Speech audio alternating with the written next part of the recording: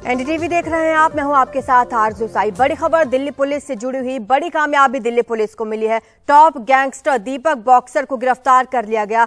FBI की मदद से मैक्सिको में दीपक बॉक्सर की गिरफ्तारी की गई है।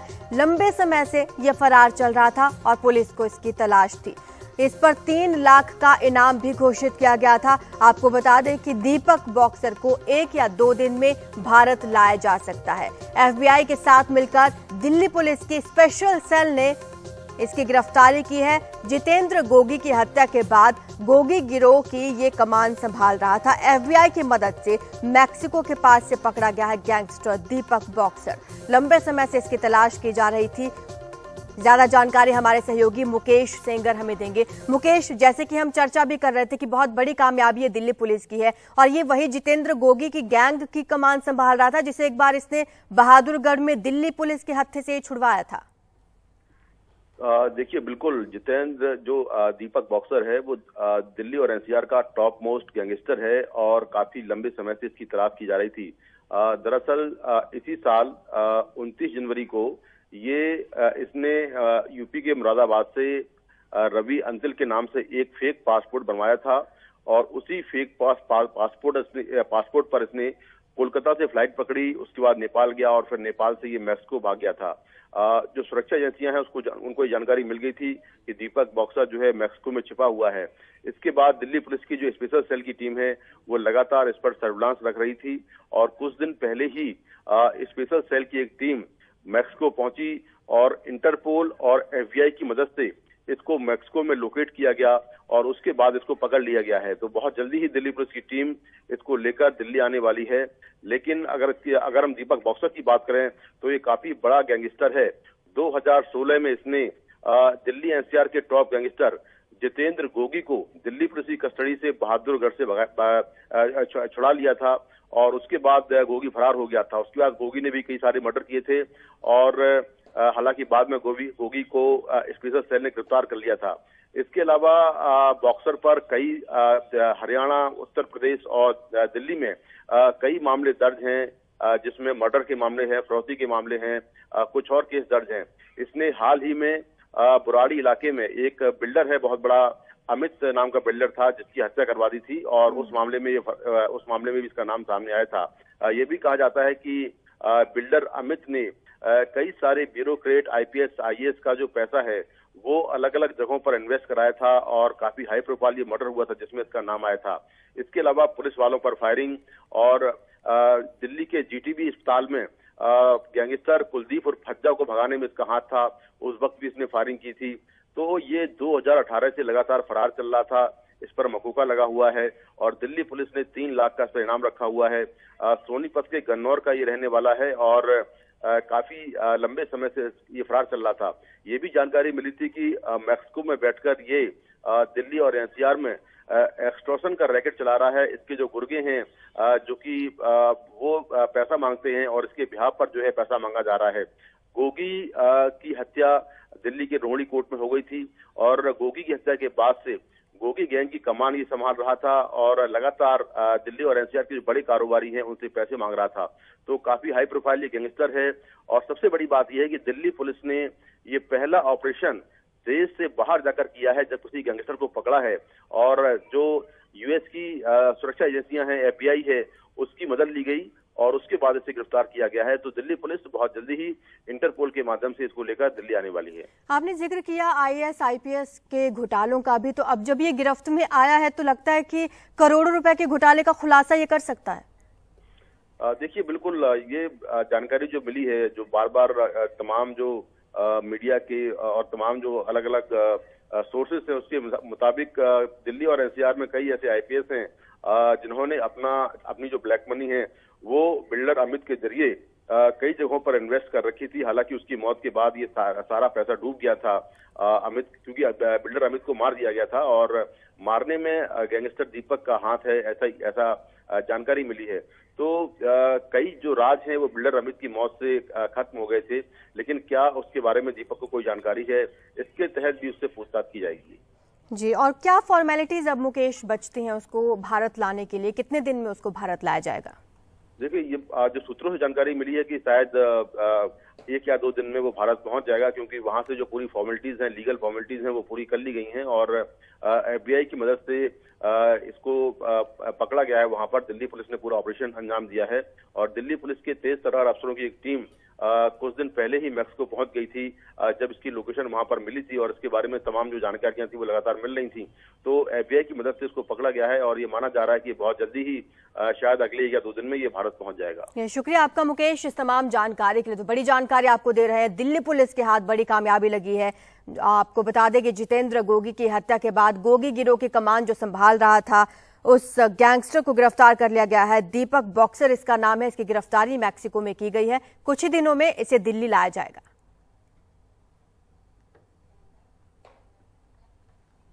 अब बात कर लेते हैं जातिगत जनगणना की। इसको लेकर एकजुट हो चुके हैं अब विपक्षी दल। इनकी बैठक हुई। डीएमके नेता और तमिलनाडु के मुख्यमंत्री एमके स्टालिन ने सामाजिक न्याय पर राष्ट्रीय कॉन्फ्रेंस बुलाई। कई विपक्षी दलों के नेता इस बैठक में मौजूद रहे और एक सुर में सरकार से ये अपील की कि जनगणना में जातियों को शामिल करें। Let's fight together. देश में सामाजिक न्याय, एक समान न्याय, भाईचारे के लिए मिलकर संघर्ष करें। और इंडिया ऑफ ब्रदरहुड।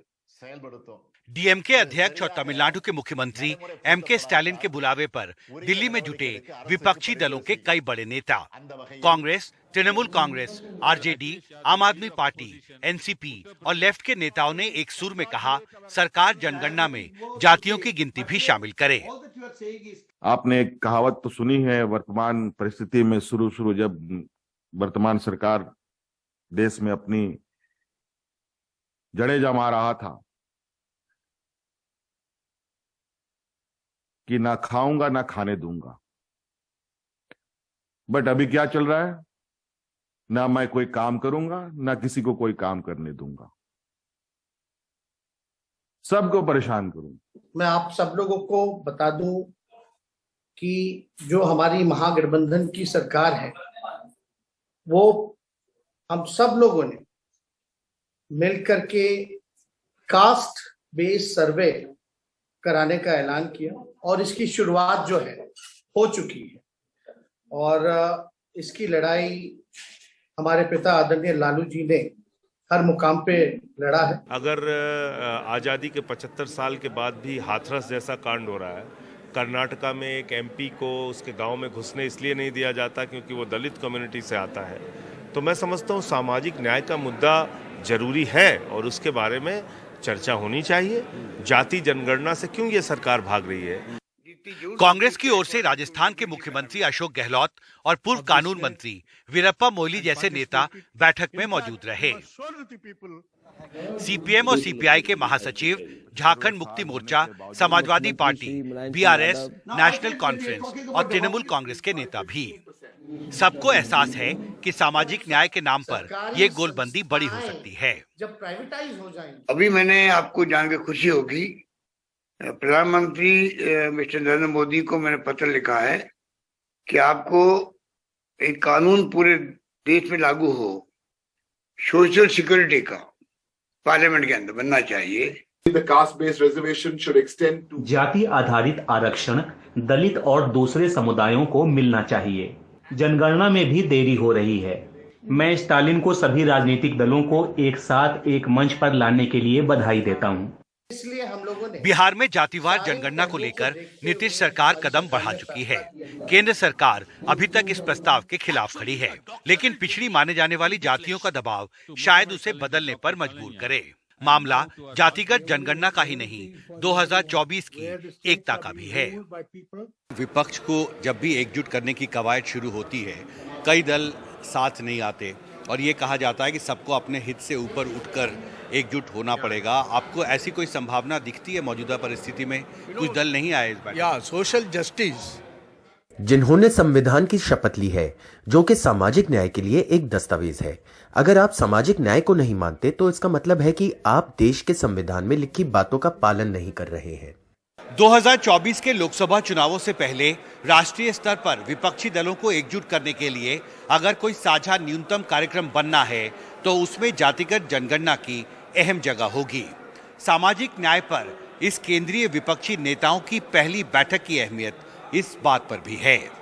दिल्ली से मनोज ठाकुर के साथ Himanshu Shekhar, NDTV India. CBI के समारोह में पहुंचे प्रधानमंत्री नरेंद्र मोदी ने भ्रष्टाचार को लोकतंत्र और न्याय के लिए सबसे बड़ा खतरा बताया। उन्होंने कहा कि सीबीआई की प्रमुख जिम्मेदारी देश को भ्रष्टाचार मुक्त बनाना है।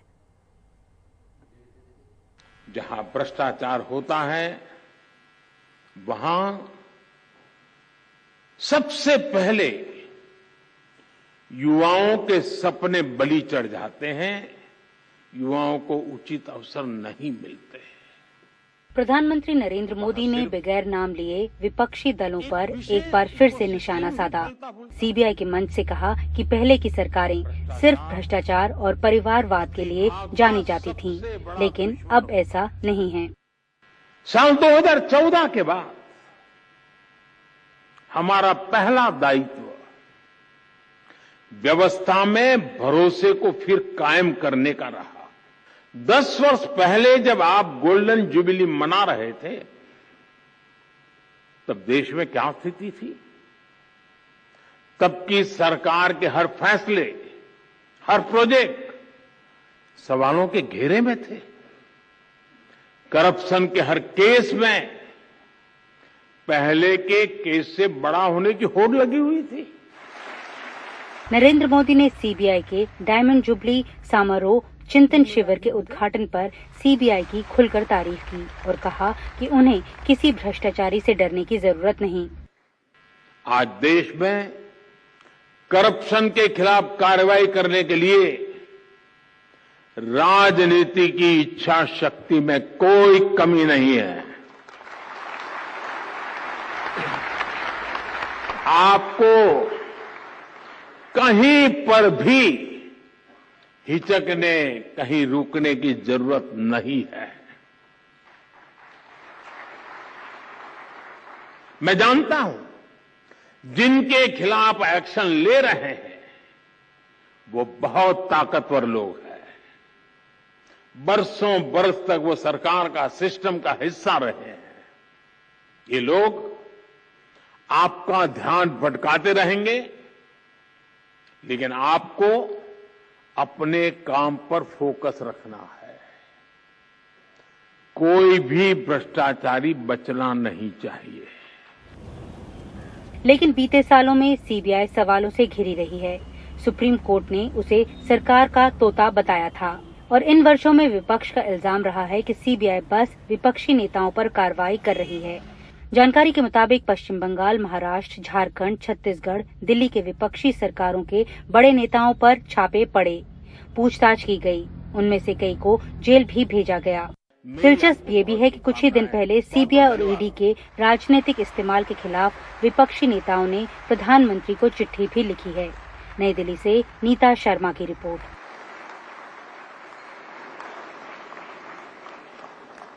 उधर पश्चिम बंगाल में सियासी पारा चढ़ा हुआ है। हावड़ा में रामनवमी शोभा यात्रा के दौरान हुई हिंसा पर राज्य सरकार और बीजेपी आमने सामने है। कोलकाता हाईकोर्ट ने मामले में राज्य सरकार से 5 अप्रैल तक रिपोर्ट देने को कहा है। बीजेपी नेता शुभेंदु अधिकारी की याचिका पर 6 अप्रैल को सुनवाई होगी। परमिशन ना देওয়া সত্ত্বেও এত রাস্তা থাকতেও ঢুকে যাচ্ছে মাইনরিটি অঞ্চলে জেনে শুনে, এবং সেখানে গিয়ে দেখেছেন আপনারা ফলের গাড়ি, রমজান মাসে তারা ফল কিনে খায়, ফলের গাড়িগুলো জ্বালিয়ে দিয়েছে, বন্দুক নিয়ে ডান্স করছে। আমি বললাম বন্দুক নিয়ে ডান্স করছো, কালকে রিসরাতেও মিছিল করার পরে করেছে। আর একটা দিন আমি অ্যাডমিনিস্ট্রেশনকে সতর্ক করব, 6 তারিখটাও মনে রাখবেন আমাদের ছেলে মেয়েরাও। 6 তারিখটা আমরা বজরং বলীকে সবাই সম্মান করি, কিন্তু ওরা যেন দাঙ্গার নামে আবার কোনো প্ল্যান করতে না পারে, এটা মাথায় রেখে দেবেন। সারা ভারতবর্ষে করছে। पश्चिम बंगाल की मुख्यमंत्री ममता बनर्जी रविवार को रामनवमी जुलूस के दौरान हुई हिंसा के लिए बीजेपी को जिम्मेदार ठहरा रही हैं। हुगली में हुई इस हिंसा के बाद उन्होंने बीजेपी नेताओं और कार्यकर्ताओं को दोबारा चेतावनी दी है। बीजेपी के राज्य अध्यक्ष सुकांता मजूमदार को हिंसा प्रभावित क्षेत्र में जाने से रोक दिया गया था। पुलिस किसी भी तरीके से हमारे साथ कोऑपरेशन करने के लिए उनका मूड ही नहीं है। हम जहाँ पे हैं यहाँ पे 144 नहीं है, जहाँ जाना चाहते हैं वहाँ पे 144 नहीं है, लेकिन फिर भी पुलिस हमें जाने के लिए रोक रहे हैं। हम बोले कि 3 आदमी जाएंगे, हम पैदल जाएंगे, गाड़ी छोड़ के जाएंगे, फिर भी पुलिस हमें नहीं अलाउ कर रही है। ये पुलिस पूरी तरीके से TMC की ऑर्डर के साथ काम कर रही है। भारतीय जनता पार्टी ने हुगली जिले के GT रोड पर कई घंटा तक धरना पे बैठे रिश्रा में हुए हिंसा के प्रतिवाद में और पिछले कुछ दिनों में ऐसा रामनवमी से जुड़े हुए हिंसा न सिर्फ रिश्रा में हुआ है बल्कि हावड़ा डिस्ट्रिक्ट में भी हुआ है। पुलिस सूत्रों ने NDTV को बताया कि जुलूस के दौरान डीजे से तेज आवाज में गाने बजाए जा रहे थे। इसमें शामिल लोगों ने मस्जिद के सामने तलवारें भी लहराईं। पुलिस का ये भी कहना है कि रामनवमी की रैली देर से निकाली गई थी। पुलिस के मुताबिक मस्जिद को निशाना बनाए जाने की अफवाह फैलने के बाद हिंसा की शुरुआत हुई। स्थानीय लोगों की दुकानों में आग लगा दी गई, दुकानदारों का सब कुछ लुट गया। उनका कहना है कि देखते ही देखते बड़ी तेजी के साथ हालात बिगड़ गए। रोजा खुलने चले गए 4-5 बजे बंद करके, उसके बाद सुनने में आया कि भगदड़ आग तो उतर दिया, आग लगा दिया। हम लोग आए नहीं फिर यहाँ पर, फिर हम लोग आए नहीं, आने के बाद फिर सुबह आए, बहुत डर गए। धीरे सामानों का समझा बिगा हुआ इधर उधर। चाय का दुकान था, यही बिस्कुट खस्ता का दुकान था। पूरा जला दिया गया? पूरा उसमें आग लगाया था, इसमें आग नहीं, खाली तोड़ के सब सामान ले गया। और उनका मशीन था, हाथ मशीन था, ले गया उठा के। टेबुल था, नया टेबुल ले गया, चौकी सब ले गया सर। सोमवार सुबह कोलकाता हाईकोर्ट ने बीजेपी नेता शुभेंदु अधिकारी की याचिका पर सुनवाई की, जिन्होंने मामले की NIA से जांच करवाने की मांग रखी है।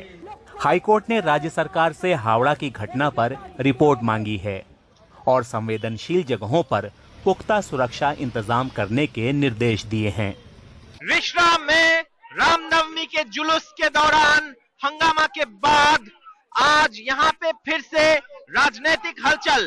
बीजेपी के नेता यहाँ पहुंचे हैं और पुलिस से टकरार हो रहे हैं क्योंकि वो आगे जाना चाहते हैं। ममता बनर्जी पश्चिम बंगाल के मुख्यमंत्री कहा है कि रामनवमी में जो हिंसा हुए है वैसे हादसा फिर 6 तारीख को हो सकता है।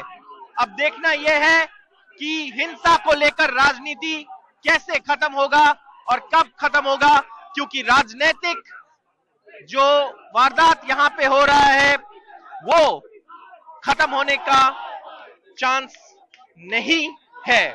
कैमरा पर्सन GD शंकर के साथ रिश्रा, हुगली जिला से Saurabh Gupta, NDTV India. NCERT की किताबों में कुछ बदलाव किए गए हैं। हमारे सहयोगी संकेत उपाध्याय ज्यादा जानकारी देंगे, लेकिन छोटे से ब्रेक के बाद।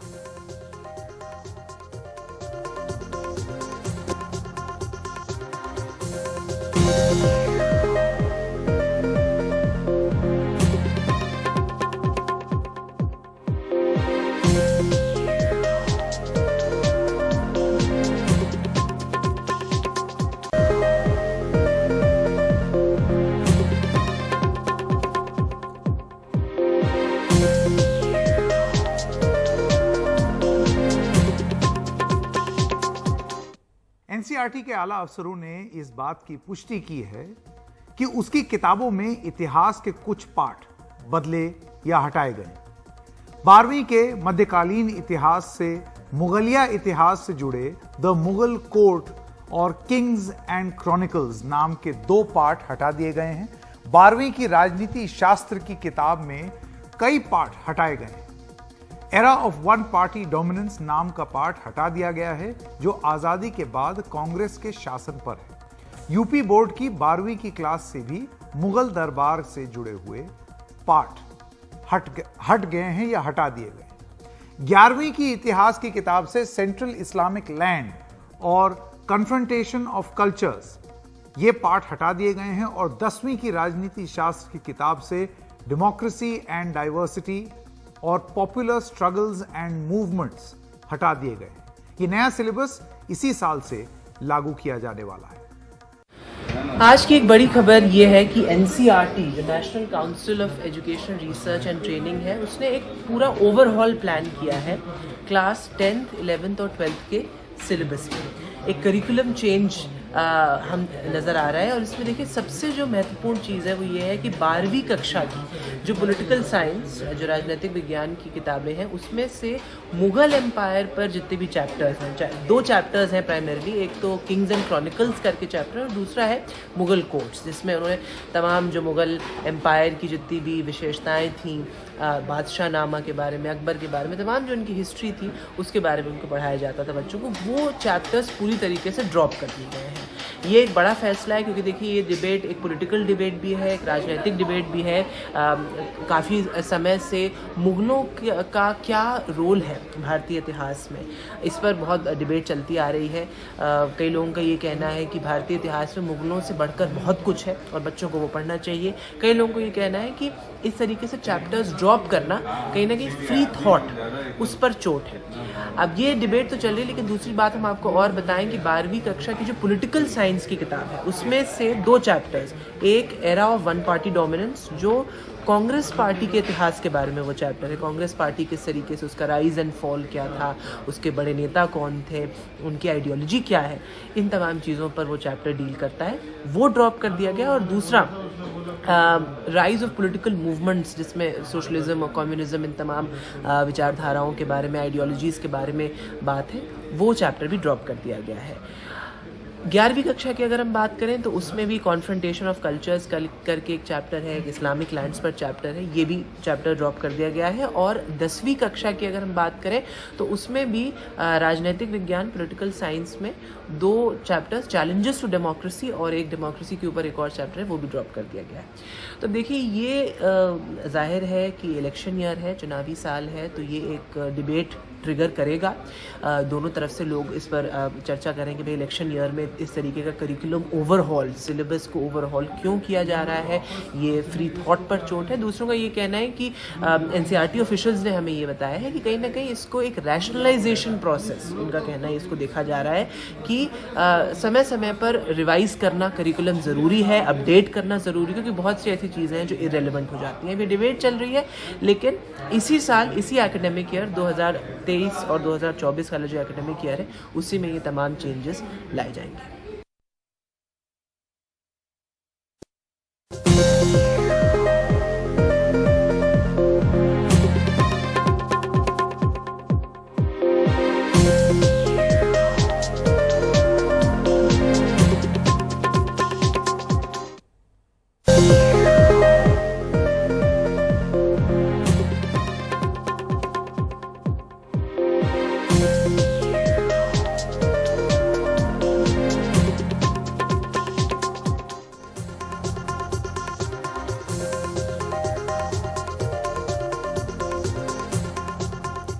इंदौर में मंदिर में बावड़ी ढहने से 36 लोगों की जान चली गई थी, लेकिन इनमें से 8 लोगों की आंखें अभी जिंदा हैं। 36 में से 8 श्रद्धालुओं के परिवारों ने अपनों की त्वचा और नेत्र दान कर दिए हैं। इनके प्रत्यारोपण के बाद जरूरतमंदों को नई जिंदगी मिल जाएगी।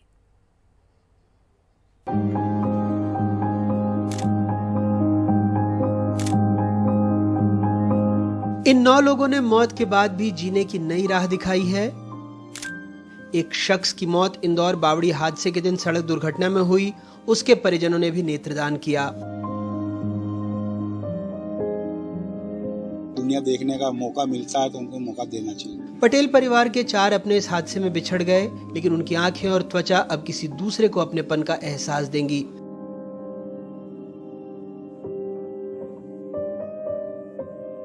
लक्ष्मीकांत पटेल ने अपनी पत्नी और बहू की आंखें दान कर दी हैं। नेत्रदान का निर्णय हमारे बेटों ने खुद ने ले लिया था, मेरे से भी पूछा नहीं। उनको ऐसा लगा कि किसी की तो दादा का हुआ था तो हमने इनका भी करना चाहिए, तो उन्होंने नेत्रदान करने के बाद रात को 7 बजे मेरे को खबर दी कि अपन ने नेत्रदान कर दिया है। ये उन्होंने स्वयं निर्णय परिवार की उसके हिसाब से दिया था। आंखें दी उसमें, एक मेरी धर्मपत्नी और मेरी बेटे की बहू, पुत्र वधू मेरी।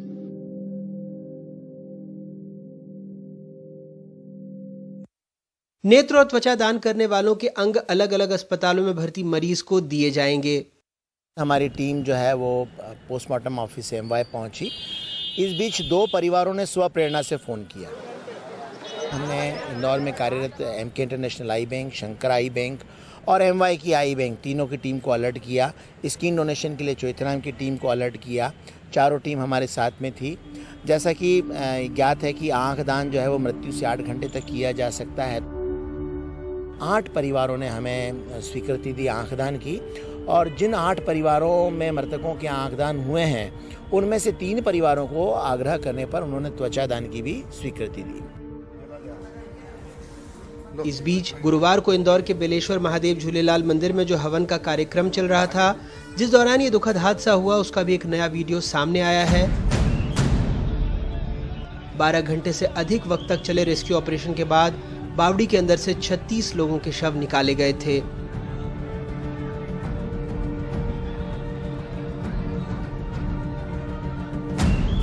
यह खबर एक दुखद हादसे में भी रोशनी की तरह है, लेकिन एक दूसरी खबर भी आंखें खोलने वाली है कि देश के 11 राज्यों में नेत्र बैंक तक नहीं है। इंदौर से अपने सहयोगी समीर और भोपाल से कैमरा पर्सन रिजवान खान के साथ अनुराग द्वारी, एनडीटीवी इंडिया। क्या बढ़ते हार्ट अटैक्स की वजह कोरोना है? इस बारे में सीधी बातचीत स्वास्थ्य मंत्री के साथ एनडीटीवी की। देखिए इस ब्रेक के बाद।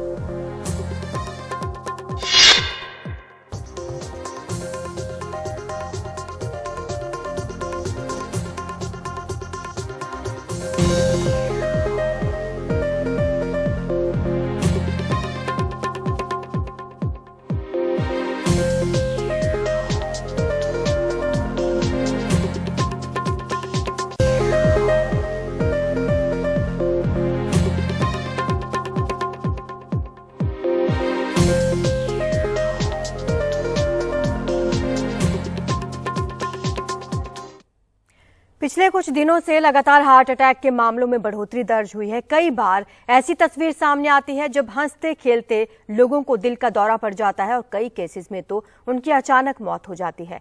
खास बात यह है कि इस तरह के अटैक्स हर आयु वर्ग के लोगों में देखने को मिल रहे हैं। ऐसे में सवाल ये उठने लगे हैं कि क्या इस तरह के अटैक्स का कोविड से कोई लेना देना है?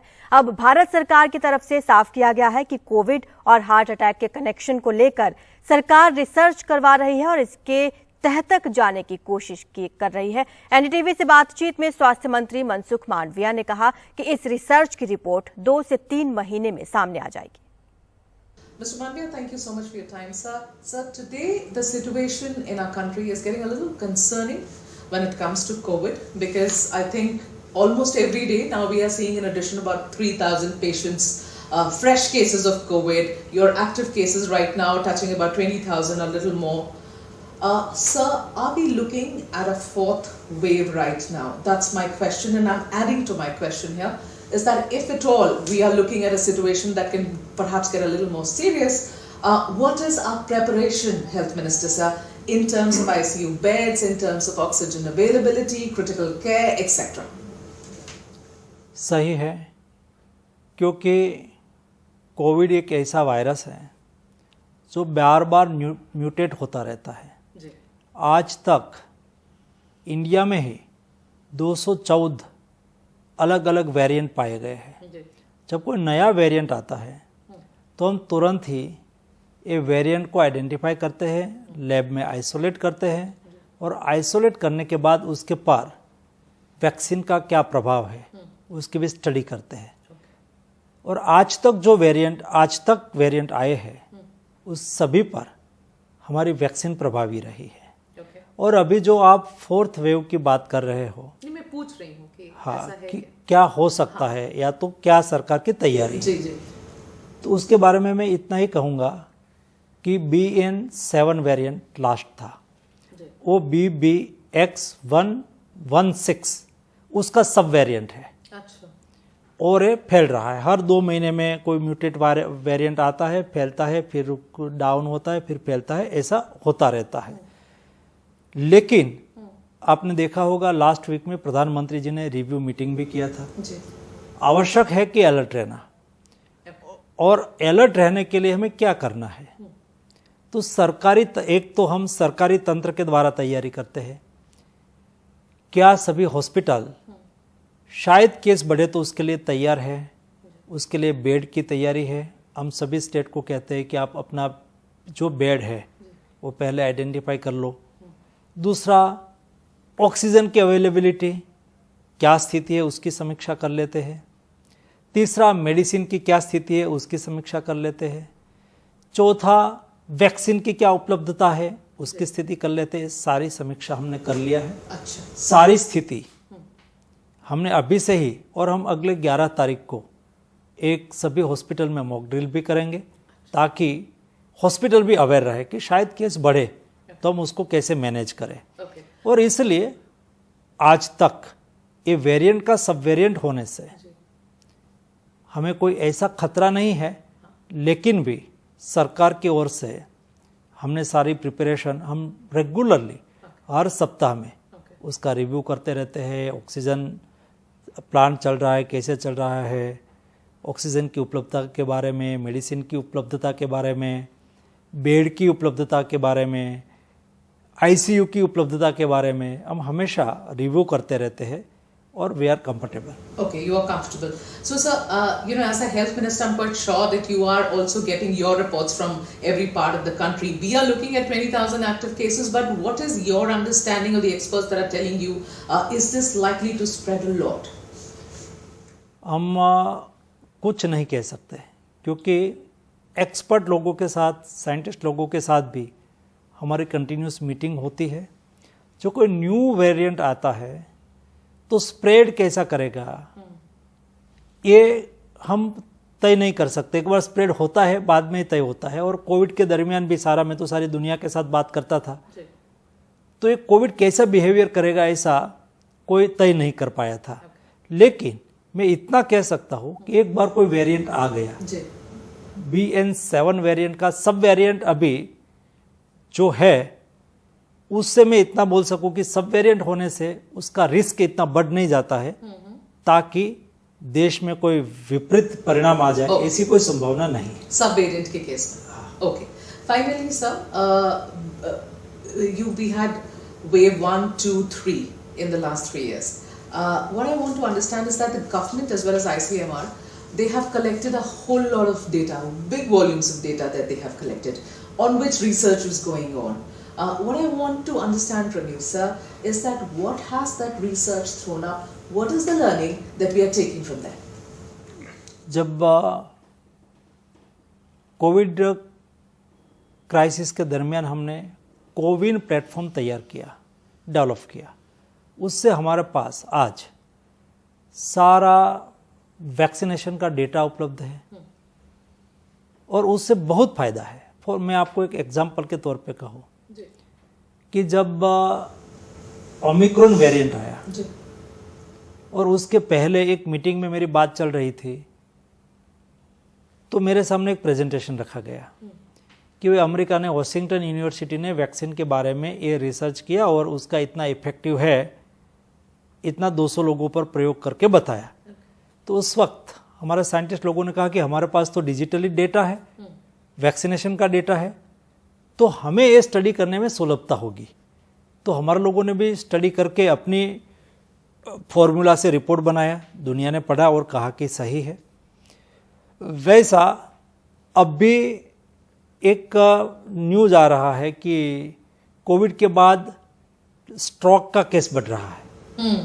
तो स्ट्रोक आ रहा है, हमारे पास डेटा है, तो ICMR उसके ऊपर स्टडी करना चालू किया. जो स्टडी में कई सालों लगनी थी वो बे आसानी से, सरलता से 3-4 महीने हो गए स्टडी चालू किया और 1-2 महीने में उसका रिजल्ट आ जाएगा. क्योंकि हमारे पास वैक्सीनेटेड लोगों का डेटा है, हमारे पास जिसका कोविड से डेथ हुआ है उसका भी डेटा है और कोविड जिसको हुआ है उसका भी डेटा है. तो कोविड हो गया, वो सारा डेटा की स्टडी करेंगे. कोविड हुआ है, वैक्सीनेटेड है, तो कितने लोगों का जिसका मृत्यु हुआ, क्या क्या कोज था, क्या क्या वो वैक्सीनेटेड था, नहीं था, 1 डोज लिया था, 2 डोज लिया था. तो ये सारा डेटा होने से उसका आउटपुट हमने निकालने में सुविधा होगी. उसके ऊपर भी काम हो रहा है. हमें बहुत फायदा हुआ है उससे, डेटा से, और आने वाले दिनों में भी ये डेटा हमें उपयोगी होगा. तो आपने ये रेफर किया sir about the heart attacks and COVID, so there is a study that is going on to find out the connection between heart attacks. Yes, करना ही चाहिए क्योंकि कई कार्यक्रम हम देखते थे कई युवा आर्टिस्ट, कलाकार, हमारे खिलाड़ी, प्लेयर्स, वो खेलते खेलते आर्ट में, कल्चरल एक्टिविटी में पार्टिसिपेंट होते हुए वो मंच पर, स्टेज पर इसका डेथ हो गया। आपने, मैंने, हम सब लोगों ने देखा और कई जगह से बात भी आने लगी, तो उसके ऊपर स्टडी भी चल रही है कि क्या इफेक्ट है। इसलिए डेटा और मेटा डेटा और आर्टिफिशियल इंटेलिजेंस का उपयोग करके इंडिया अभी बदल गया है। जिस तरह से मोदी गवर्नमेंट ने एफर्ट किया है, तो हम दुनिया ही कुछ करेंगे और तभी हमें समझ में आएगा, या तो हम तभी करेंगे, ऐसा नहीं है। इंडिया भी स्टडी करता है, इंडिया भी आउटपुट निकालता है और उसकी यही सक्सेस स्टोरी है ना। कोविड क्राइसिस में दुनिया की क्या स्थिति हुई थी और इंडिया कैसे बच गया। दुनिया के पास नई मेडिसिन थी, नई वैक्सीन थी, लॉकडाउन हेजिटेंसी थी, लोग रोड पे आ रहे थे, डॉक्टर हॉस्पिटल नहीं आ रहे थे, नर्स हॉस्पिटल नहीं आ रहे थे। ये दुनिया में ये स्थिति मैंने देखी और उसमें से इंडिया में कोई क्राइसिस नहीं थी। इतना विविधता पॉलिटिक्स होने के बावजूद भी इंडिया में स्मूथली, आपने देखा देश में कोई जगह पे कोविड लॉकडाउन के खिलाफ कोई जुलूस निकला देखा?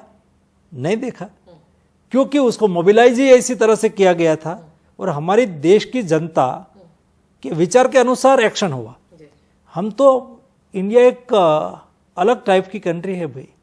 हम तो हमारे गेट पे लिखते हैं, केवल लाभ नहीं लिखते हैं। लाभ की बात तो हर कोई करे, लाभ की बात हर प्राणी मात्र करेगा, हर सभ्यता करेगी। अपना फायदे की बात तो दुनिया करती ही है ना, लेकिन हम, हमारे गेट के द्वार पे लिखता है लाभ शुभ, मेरा कल्याण हो, लेकिन मेघा जी का भी कल्याण होना चाहिए, सामने वाले का भी कल्याण होना चाहिए। ये हमारा कल्चर है, तो हम दूसरे का भी सोचते हैं। ये हमारी जो स्ट्रेंथ थी, मोदी जी ने स्ट्रेंथ को समझा और इस स्ट्रेंथ के अनुसार काम किया। पहले आपने मेरा रिप्लाई पार्लियामेंट में सुना होगा, जब पहले लॉकडाउन लगाना था तो मोदी जी ने ताली बजाई, थाली बजाई, क्योंकि हमारा हेल्थ वर्क फोर्स को प्रोत्साहित करना होगा, तब जाके वो सेवा करते रहे, करी। कई डॉक्टर ने अपना जीवन को गंवा दिया, ड्यूटी नहीं छोड़ी। कोविड के दरमियान हमने देखा कई नर्सिस अपने ड्यूटी पे लगी थी, अपना 3 महीने का बच्चा, उसके साथ वो व्हाट्सअप सेटिंग से उसका मुंह देख लेती थी। उसको डर था कि मैं घर पे जाऊंगी और मैं कोविड ग्रस्त यहाँ कोविड वार्ड में ड्यूटी दे रही हूँ, मेरे बच्चे को लग जाएगा। वो घर पे नहीं जाती थी, आंखों आंसू बहा लेती थी, लेकिन बच्चे से दूर रहती थी, लेकिन अपनी ड्यूटी को नहीं छोड़ा। इंडिया की स्ट्रेंथ है, उसको संभालते हुए हमने एक्शन किया, उसका नतीजा निकला। यही देश के साइंटिस्ट है, पहले भी थे। ये देश में ब्रेन पावर और मैन पावर की कभी कहाँ कमी थी, था ही, लेकिन यही साइंटिस्ट को मोदी जी ने प्रोत्साहित किया और कहा कि निष्फलता मेरी, सफलता आपकी, आप आगे बढ़िए।